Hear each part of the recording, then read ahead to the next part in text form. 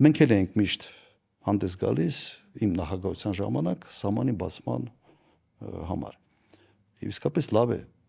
եթե սահմանը բացվի, բայց Հայաստանը պետք է կարողանա պաշտպանել իր գյուղատնտեսությունը։ Արարատյան դաշտավայրի ջերմոցների կեսից ավելը փակվելու են, եթե Հայաստանը ճանապարհները բացելուց հետո չպաշտպանի իր սեփական շուկան։ Մենք այն ժամանակ վստահ էինք, ես վստահ եմ եղել, որ կարող ենք պաշտպանել մեր շուկա տարիֆներով, տարբեր տնտեսական մեխանիզմներով։ Թուրքիայում սուբսիդիաների թիվը շատ ավելի մեծ է, քան Հայաստանում, եւ տվյալ դեպքում մրցելը դժվար է լինելու։ Բայց արդյոք Հայաստանի վարչապետը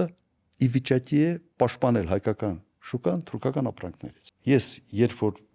նայում եմ այդ պատկերին, երբ Էրդողանի գիրքը Նիկոլի Փաշինյանի թևի տակ ոնց որ աստվածաշունչ պահի իր թևի տակ,